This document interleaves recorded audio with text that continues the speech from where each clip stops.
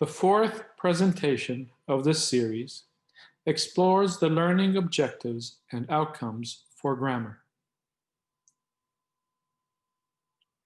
During the course of the program, students will be exposed to the various elements of grammar, some more explicitly than others. Students will also encounter activities specifically directed at developing their grammar skills. This slide summarizes the extent to which students will be exposed to grammar. It includes the direct and indirect articles, the majority of the pronouns,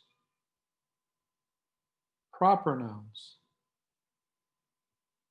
common verbs such as to be and to have, and the use of the word not to create the negative form of these verbs. In addition, a variety of common prepositions, conjunctions, and adverbs will be covered. Students will also learn to identify adjectives and adverbs, which are referred to in the program as descriptive words. Students will learn to use the plural s to form the regular plural of nouns, as well as being exposed to a few irregular plurals, such as the words men, teeth, and feet. Lastly, students should complete the program being familiar with the interrogative words of who, where, what, which, why, how, and when, as well as being familiar with the various punctuation marks. This presentation provides teachers with an overview and focuses mainly on when and where in the program each of these elements of grammar is introduced. The definite and indefinite articles are introduced early in the program. The direct article the is introduced in Unit 2 of Set A. Then soon after, in Unit 3, students are introduced to the indefinite articles through activities that focus on distinguishing between the use of these two words. By the end of Set A, the majority of the pronouns, including some of the possessive pronouns, are introduced. This is done to allow students ample time to practice using these pronouns and to learn to differentiate between them. 4 more pronouns are introduced at the beginning of Set B, which include it, this, that, and them. Proper nouns are introduced from the very beginning. During the course of the first year, students learn to identify proper nouns and use capitalization to distinguish them. Common prepositions and adverbs are introduced interspersed throughout the program. Set A begins with the simpler 2-letter words such as on, in, and at, among others. As students advance through the program, and during Set B, there's an increase in the complexity of words being introduced. 5 conjunctions are introduced throughout the program. During Set A, students are exposed to 3 of them: and, if, and but. Towards the end of Set B, and specifically during Unit 5, students learn to use the conjunctions or and because. Although students become familiar with a wide variety of punctuation marks, the only 2 they ought to be assessed on are the period and the question mark. Basically, the ability to distinguish between a statement and a question.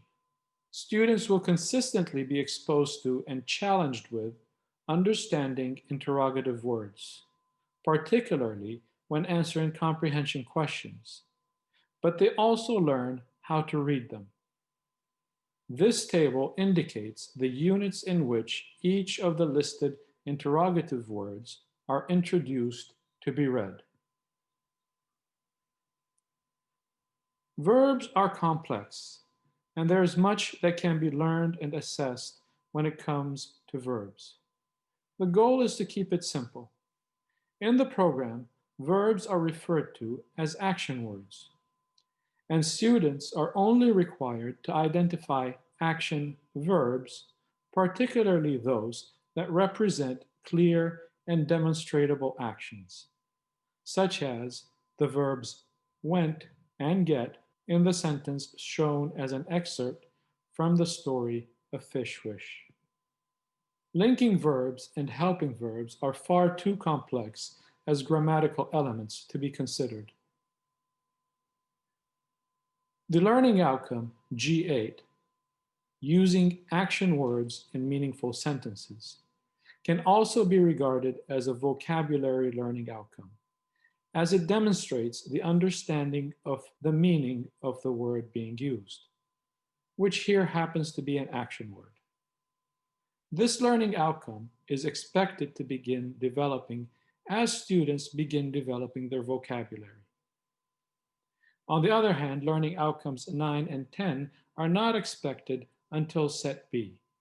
These outcomes relate primarily to the ability of identifying an action word in a sentence and identifying that verb's subject.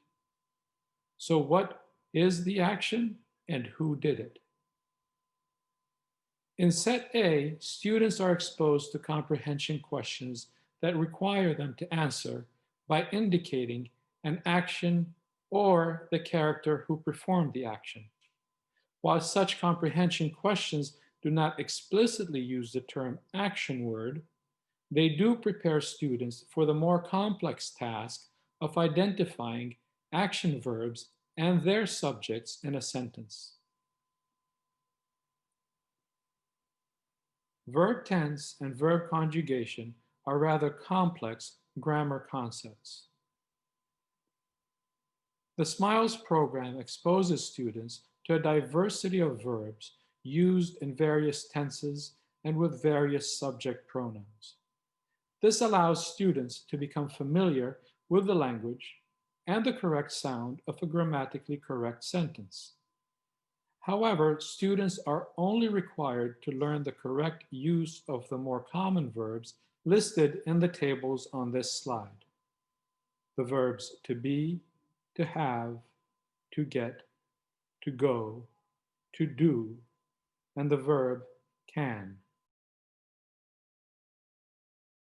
During set A, the word not is introduced in Unit 2, and its use to form the negative of the verb is explored. Students learn to differentiate between is and is not. Later, during Units 5 and 6, students again revisit the use of the word not, with other common verbs such as are, can, did, do, and could. Identifying action verbs and reading the various forms they take are important literacy skills to develop. I can identify the same verb in different tenses.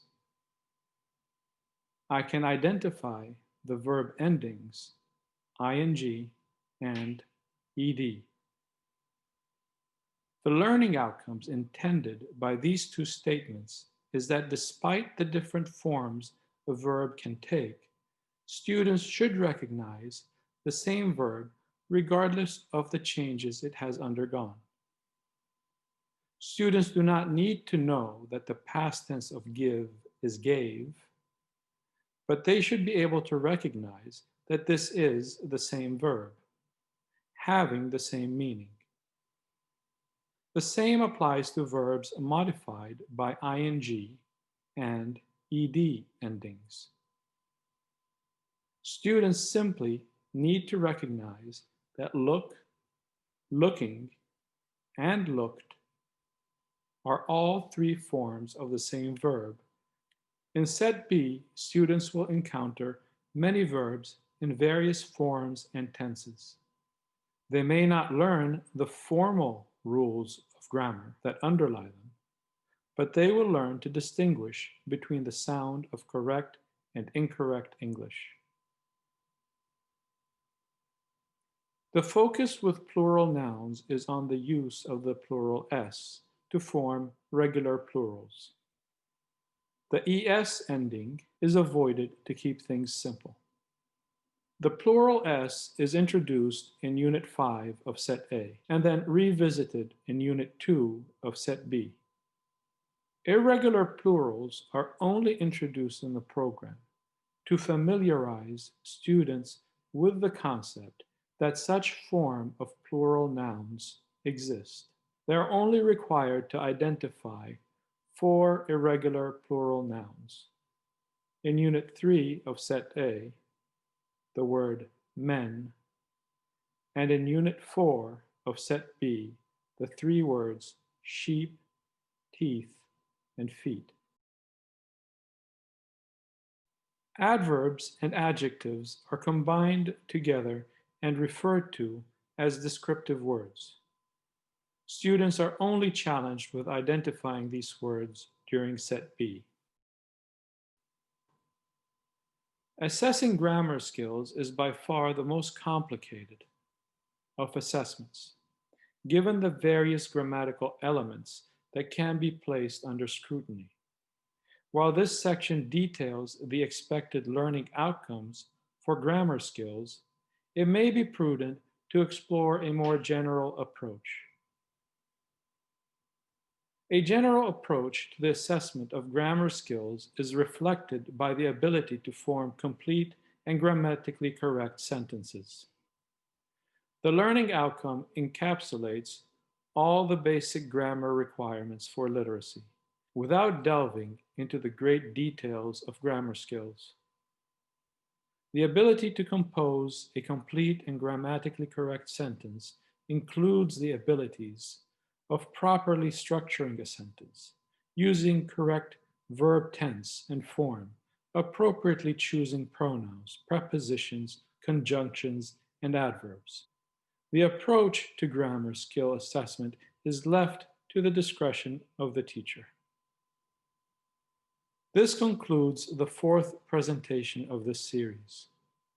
The following presentation explores the learning objectives and outcomes for expression.